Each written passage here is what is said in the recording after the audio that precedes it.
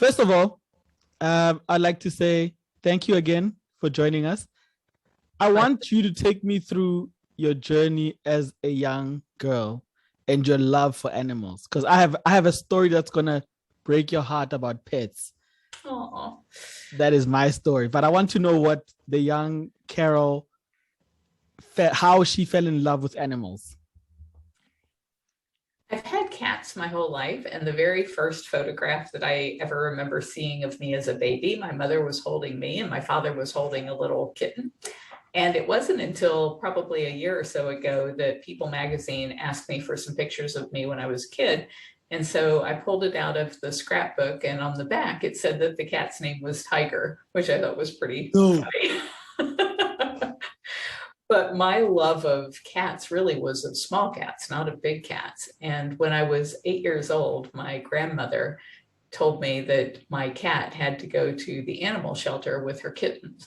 And she said that the shelter was going to find them all a new home and they were going to be so happy. And then I discovered that most of the cats who end up in shelters end up being killed due to overpopulation. And once I discovered that as an 8 or 9 year old kid, I felt like that was my life's mission, was to end the euthanasia of healthy cats and kittens in shelters. So I worked like crazy from the time I was a child. I gathered up all the kids in the neighborhood. We sold lemonade and popcorn. We washed trailers. We washed cars. We did lawn work. I sold Amway door to door. And I felt like I had to raise so much money because this was going to be such a huge, expensive project to try and save all these cats and kittens. And I even was arguing with my father by the time I was 15 because I wanted to go to work because I knew I needed to raise all this money. And he kept saying, stay in school, get a college education, and then you can go work. And due to a misunderstanding that I had with my mother, I ended up leaving home at the age of 15.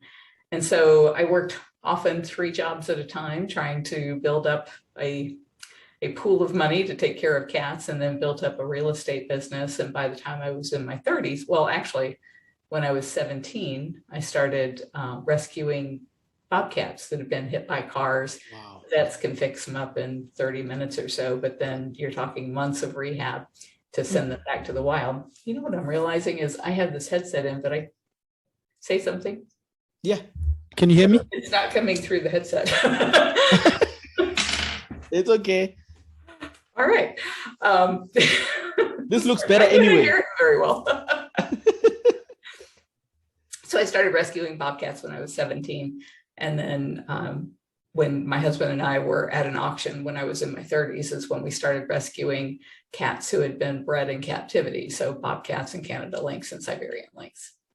So in the auctions, you guys would bid and win the cats, and then you would rehabilitate them and let them go?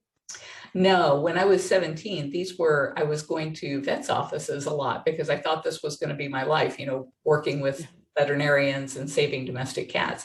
And since I was there all the time, they said, this cat came in, it got hit by a car, I had a broken leg, I fixed the leg, but now it's going to need months of rehab. So they would send the cats home with me, I'd rehab them and release them.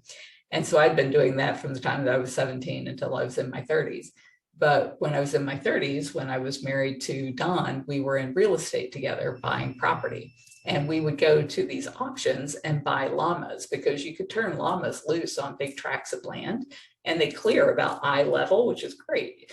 And then you just move them to the next piece of property. So that's why we were at the auctions. And it was at one of those auctions that a man came in with a 6-month-old bobcat that his wife didn't want anymore. That's the one.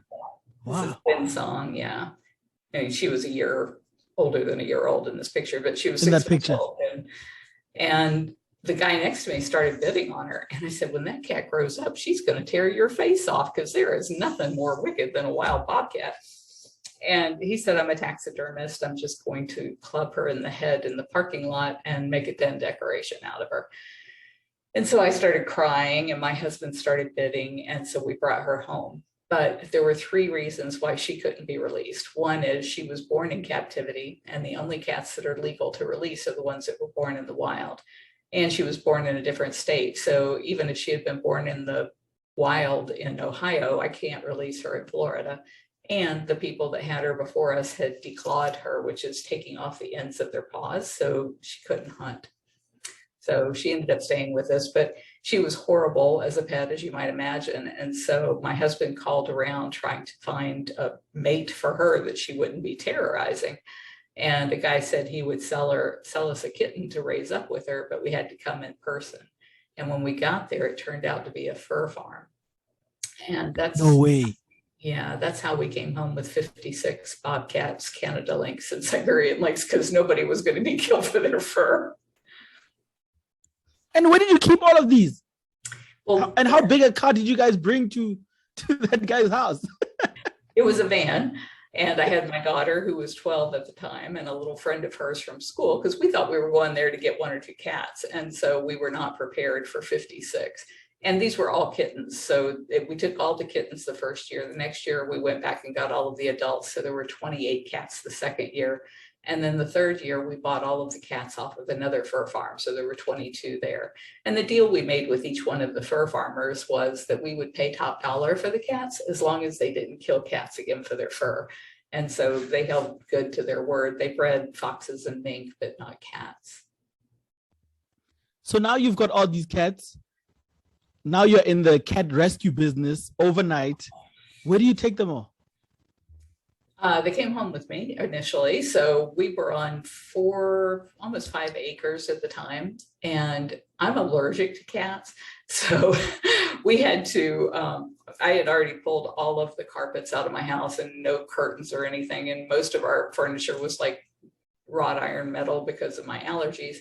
And so we just built inside the house rows and rows and rows of cages for these cats. And then I had all of our people from our real estate business coming over, and we would sit around and feed all of those babies. And then 4 hours later, it's time to do it all again. And so we were just feeding these cats around the clock for weeks on end and building out into the yard, bigger, more spacious enclosures. And as we looked around at this, we thought, with 56 of them, we can't put them all on 5 acres. So we had a piece of property down the road from us about 5 miles away that was 40 acres. And so we started building really big enclosures out there and moving them out there, which is where the sanctuary is now. And now it's 57 acres because I bought land around us. What would you say the biggest misconception is about cats, whether it's domestic cats or big cats? Biggest misconception. I think one of the things that surprised me the most is how similar domestic cats and big cats are. And our veterinarian would always say that our big cats were easier for her to deal with than people's domestic cats. And she said the reason for that is your domestic cat, if you're trying to take its temperature or give it a pill, it's so small that it feels like it has to prove itself. It has to fight back. Whereas if the cat is like 3 times bigger than you, they're like, nah. They just, they know that they're at the top of the food chain and they don't have to give you a lot of grief about it. That's amazing. So whenever I think of tiger, it took me a long time to realize that tigers are mainly from India and Siberia, right? Mm-hmm. When you have cats big cats in the USA, do they draw a lot of attention when people come over to want to see how the cats are if they're not in a zoo type of scenario? Because I hate zoos. I think zoos are very inhumane to animals. I think the whole concept of zoos is outdated. And I'm because in South Africa, there's a lot of game farms. So I respect people in game farms and lion parks that keep the animals roaming around and allow tourists to come and see them or kids to come and learn. And then the animals can continue with their lifestyles, right? So I think you've done a lot in bringing Siberian cats and obviously cats that are from India, which are tigers, to America and people experiencing them close by. Have you seen how people's perception of those animals has changed ever since? Well, I'm glad to hear you say what you do about zoos, because I too hate zoos. And all of the cats that are at Big Cat Rescue were born in captivity. And I was going to say they're all born in the United States, but that's not quite true. Almost all of them were born in the United States. So the lions and tigers who were born in the United States, you can't release those into India or Siberia or the places where they live because they're really not native to that place. And unfortunately, any big cat who has been bred for life in a cage, it's illegal to release them in the wild, and it wouldn't be ethical because it takes their mother like a year and a half on the smaller cats, up to 3 or 4 years with the bigger cats, for them to teach their cubs how to hunt and how to stay away from people. And so all of these cats that are being bred in the United States and are being handled by people and are close proximity to people, if you were to release a cat like that into the wild illegally, it would come right up to people and get into trouble, maybe kill somebody. So there's a lot of reasons why that can't happen. When I said there's a few cats who weren't born in the United States, we work with a team called Animal Defenders International. And what they do is they go around the world trying to stop circus acts from using big cats. And so when they have success in a country like Peru or Guatemala, and the government decides to ban circuses, they don't want the governments to be stuck holding the bag with all of these lions and tigers that then nobody wants. And so they place them into sanctuaries. So some of our cats have come from Guatemala and Peru, but they were tigers and they should have been in India or in Russia, not in Guatemala or Peru or the US. They don't belong in any of these cages. So my primary goal is that there not be any cats in cages anywhere, because they don't belong in cages. And we have cats in cages here because we rescue them from horrific situations. But we've spent the last 30 years trying to change the laws so that people can't buy them or breed them or bring them into captivity for exhibition or for any kind of shows or any of those kinds of horrible things. They just shouldn't be in cages at all. So my happiest day will be the day I can actually tear the last of these cages down and protect them in the wild, which is where they belong. We'll still do rehab and release for native wild cats. So those cats, it is legal if they were born in the wild to release them back to the wild. But here in the US, that's only bobcats and cougars. You're absolutely right. I think the humans' need for entertainment by wild animals is so primitive and so brutal. I think it should not be allowed at all. And I was watching this one TV show this morning, and they were talking about tracking of, it was actually on CNN. They were talking about tracking of sharks. And in South Africa and the East Coast, in Durban side, we have the biggest population of sharks over there. So they're talking to these conservationists about what they do to prevent sharks or shark attacks from happening, to separate them from surfers. And that's when I realized how much people are dedicating their lives to preserving the lives of animals and humans alike, unbeknownst to the humans themselves. And the marine biologist said, you can see the healthiness of the ocean by how many sharks there are, because how important they are to the ecosystem. And on another occasion, I watched how conservationists in India were encouraging people to move out of the areas where the tigers lived and go further into where they could do agriculture and leave the tigers to roam freely, instead of the people who are in India in the rural areas trying to kill the tigers because they're attacking their livestock. I think once we draw a clear parallel between wildlife and the habitat that the wildlife needs versus how humans are encroaching into the habitat of the wildlife and then seeing the wildlife as a threat. With elephants, it's the same way as well here in Africa and in some parts in India as well, where farmers would say they're trampling on their crops or they're eating their crops. But my argument is still the Kruger National Park was always their habitat until someone ring-fenced it and decided it's my backyard. Yeah. I think that we are right on the precipice of a huge change, because people like you are starting to say, these animals don't belong in cages. I don't want to teach my child that it's okay to take the freedom away from these magnificent animals and hold them captive just for your amusement. That's a horrible message to teach our children. And no wonder we have no respect for nature or for each other. But imagine if we were to put 360-degree internet streaming cameras in the wild where these cats actually live. Maybe there's one by the den site. Maybe there's one down by the favorite watering hole. They have certain trails and paths that they take all the time. So you put these cameras all around through those areas. And then you use the blockchain and smart contracts so that people who want to see those cameras pay for it, like a subscription to a cable service like Netflix or Hulu. And then you put your headset on and you're seeing those animals in the wild doing what they do naturally. And maybe 80% of the money from those feeds actually goes back to those local economies. So that the people who have to live with lions and tigers and jaguars and all of those other big cats, everybody becomes a game warden who wants to protect that money coming in, because then they don't have to cut down the forest in order to do agriculture. They can have the same lifestyle as everybody in the world because they have the most magnificent product out there, the thing we all want to see, which are these wild animals doing what they do in the wild.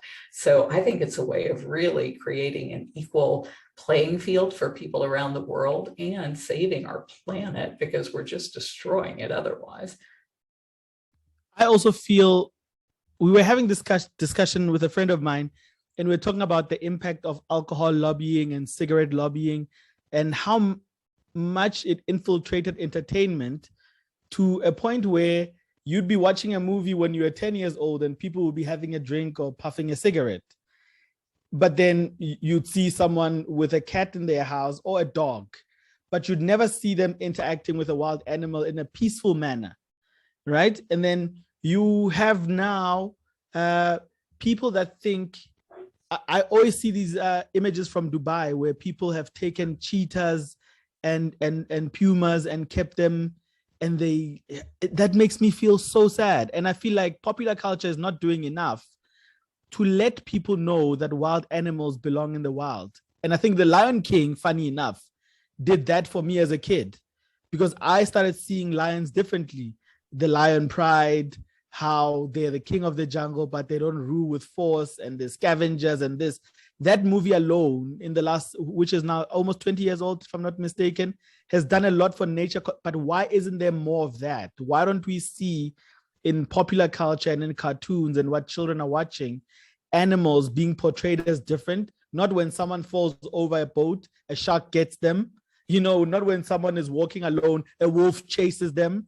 There's demonizing and villainizing of animals that is so prevalent in popular culture and cinematic culture that I think goes unchecked. And I think as parents, we need to stop our children from consuming such material and demystifying what popular culture is seen as low-hanging fruit to make a movie happen, and horror to be into the movie by making an animal a villain. Like I hate werewolves, because I'm like, wolves don't need the publicity that you're giving them right now. This is bad publicity. You think that the worst thing that could happen is a human turning into a wolf that wants to eat other humans.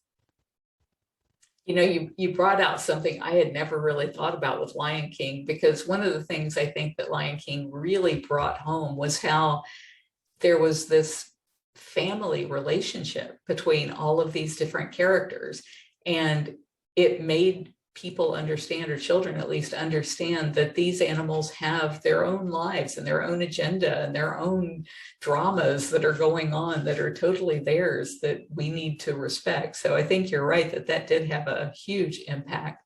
And I think the negative impact from social media is one of the worst things. Like you mentioned, the cheetahs in Dubai. And what people don't realize when they see those images of people with a cheetah in their house or in their Corvette or whatever, those are babies. They can only use those animals like that until they're maybe 2 years old, 3 years old, and then they become adults, and that's when they get rid of them. And even though they might be full size, like I have a lion out here, she was 500 pounds by the time she was about 3 years old, but she was still a baby until she was 5. So even though she looked like an adult, and it might look impressive if I had walked her around on a leash, which I didn't, but it was possible because she was a baby and she would have allowed that until she became an adult. And so people are showing off that way on social media to get attention and to get likes. And yet that's not at all it's a fantasy. There's no truth behind that fantasy of having this lasting relationship with an apex predator. I think to your country's credit and to people like you, conservationists, I think if you look at the work that Teddy Roosevelt did for conservation by making sure that acres and millions of acres of land actually remains untouched and the Yellowstone National Park still exists, because obviously I think your country has learned its lesson by almost annihilating the bison and the beaver population.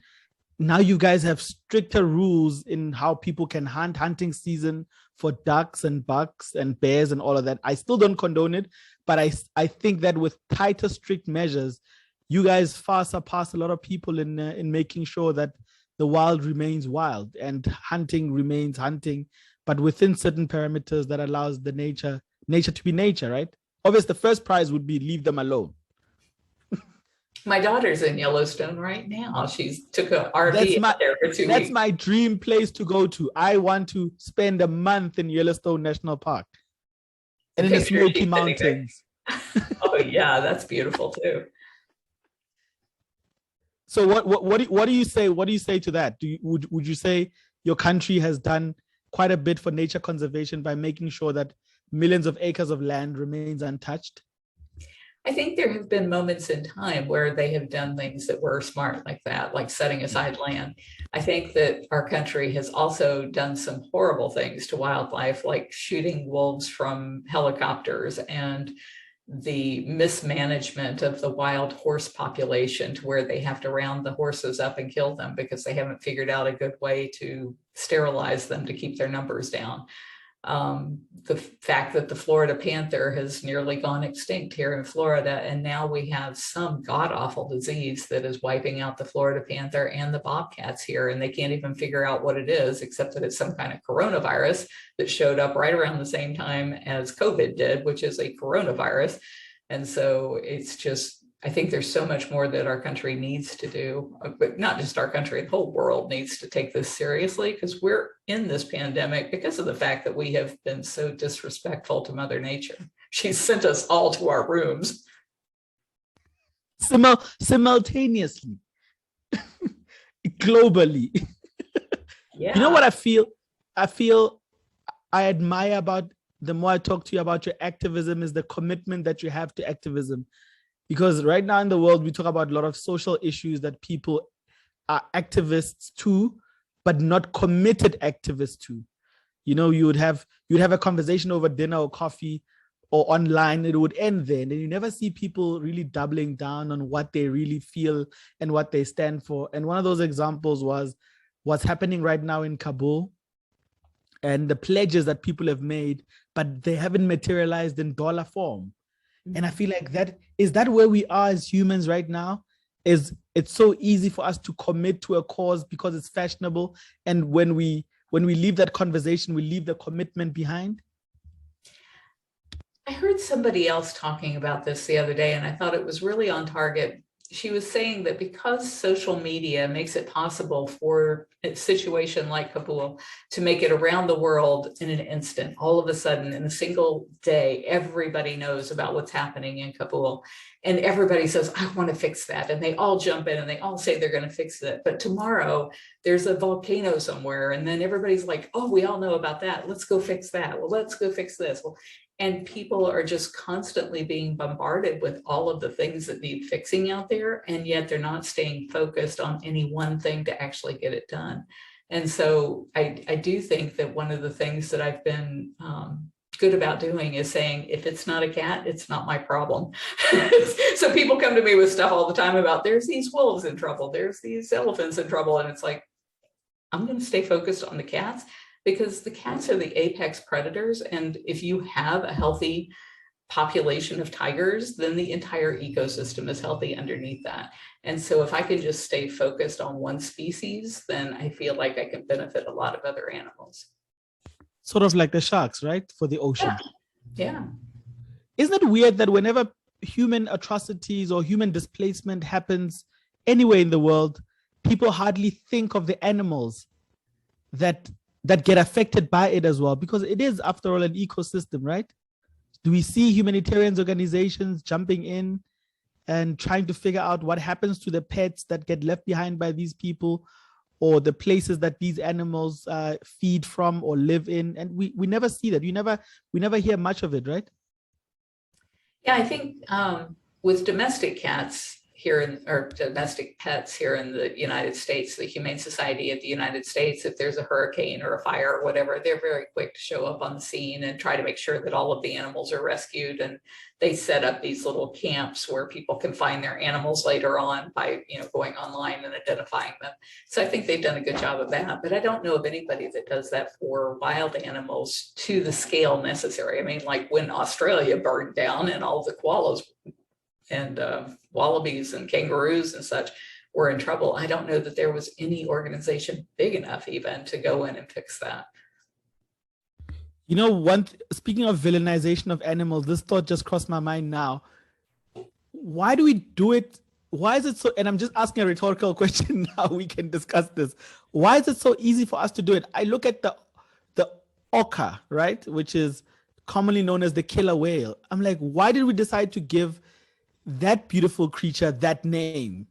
And how whales in the course of, and bluefin tuna, and how they got hunted for just being themselves. When you think of how people used to use the oil from a whale to light street lights in London, for example, or in cities, and how we wiped out the beavers just for the beaver trade was just because of fashion, because of the hats. Why is it so easy for the naming of animals sometimes, like the killer whale, to give it a name that just villainizes the poor creature and without us? And the more I watch orcas in the wild, I realize there's nothing killer about them. Yeah, they're the only difference is they eat seals, and whereas other whales eat tons and tons of fish. I don't see orcas eating tons and tons of seals, and seals eat fish. But I think, who decided that we're gonna name these specific ones killer whales?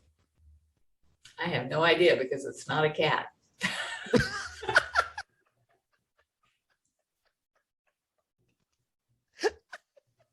I love that answer. So what do you see the future of cats in the wild and in captivity being from here onwards? Do you think there's more awareness now? Do you think people care more now?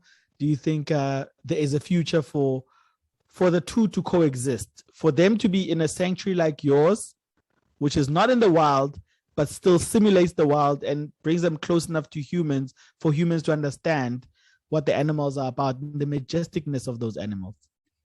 Well, we wouldn't even be open to the public if it weren't for two things. One, it helped to fund the work that we do to try and end the captivity of big cats. And two, at the end of all of our tours, what we would ask people to do, we'd walk them around for an hour and a half talking about why cats don't belong in cages. And then at the end of the tour, we would take them into our gift shop and have them call Congress and ask them to support the Big Cat Public Safety Act. And the Big Cat Public Safety Act is a federal bill that bans the cub petting, and it phases out private ownership of big cats. And I think we'll get that bill passed this year. And so when that bill passes, then it turns off the taps. There are hundreds of cubs that are being bred for people to have their picture made with them, and they can only use them until they're about 3 months old, and then they can take a finger off a kid. And so they turn from being very lucrative to being a huge liability. And so when they dump those cubs into private owners' backyards, basements, crappy little roadside zoos, or sometimes they just kill them, all of that is creating a legal smokescreen for the illegal acts involved in poaching and taking these animals out of the wild. And so we have to stop and turn off that flood of animals in the US before we can do anything to save them in the wild. And I think as long as people can pay to go see a cat in a cage, they're never going to spend the money necessary to save that animal in the wild. So my goal is to make it so that the only way anybody ever gets to see a big cat is in virtual reality, wearing a headset. Even the parks that you mentioned, I'm not crazy about them, because every time I see images of people that are on a tiger safari, you'll see this tiger out there trying to run its life and raise its kids and do its hunting, and it's being followed by 20 Jeeps full of people with cameras. How do you do your life as a tiger when you've constantly got this barrage of people surrounding you like a bunch of paparazzi? And so if the cameras are there, but the people aren't there, and we all get to see what goes on, then I think that's how we actually make it possible for those cats to live in the wild. And again, by making that the only place or the only way that people can see them, then we have a chance of saving them. On that point, you're actually right. I saw this one piece that said during coronavirus, because of lack of traveling, people were unable to go to Kenya to watch cheetahs in the wild. The population grew because when the mother cheetah goes to hunt and makes a calling for the young ones to come, now they can actually hear her, instead of before her voice was drowned out by the jeeps and the tourists and the clicking cameras. And I thought that was so significant. I did not know that, but that sure makes sense. Yeah. If there's one thing I can say now I've learned from over a year of doing this show with my friend Josh over here, was the fact that narrative is a strong thing, but it can always be broken by the truth. And I say that because of the popular show that we all watched. And I can see that your activism and your kindness and your commitment to these animals was forever going to make it easy for someone to make you a villain, because you stood for the truth and you're fighting for these animals and you really mean it. Because from that to still continuing doing it and bringing so much light, and now I understand why you have so many fans and why so many people during even the documentary itself were sticking up for you. Now I finally get it, just from talking to you alone. I get the fact that your heart is in the right place and it's forever going to be there. And I just want to be part of that in a small way or in a big way. Well, thank you so much for that. I was reading a quote from Plato yesterday, and I'm going to mess up this quote because I don't remember it exactly. But I do it all the time. Please go ahead. He pretty much said that you will be villainized if you speak the truth. And it was like, well, that's probably going to become my new favorite phrase. Yes. But you see, I think it's from what you said, and when you started feeling this true love for the cause, is you couldn't fake the emotion at that age. You grew up not seeing them they were not a business to you. They were not a commodity. They were not an item. They were creatures that needed your help. And for years and years, you believe the same thing. And in life, you will find people want to take advantage of that. But here you are, you still standing and still going strong and making a big difference. And for that, I want to say I'm proud of you. And thank you so much for this. Thank you. You've gained a new fan. I'm your biggest fan now. Well, I appreciate that. Is there anything that our listeners can do, or a place that they can go to, or social media accounts that they can follow to help the cause? If you have listeners in the US, they can go to bigcatact.com and contact their member of Congress. We make it really easy. It'll send an email, a tweet, and they can make a call. If they're not from the US, then I would say the most important thing people can do is whenever they see those images on social media of somebody showing off with a cub or a big cat, call them out on it. Ask them, where's that cat's mother? How old is that cat? A year from now, when you can't play with that cat anymore, tell me what you're going to do with that cat. And when people start getting called on the carpet for their bad behavior, I think they'll stop. Thank you so very much, Carole. Thank you, thank you, thank you.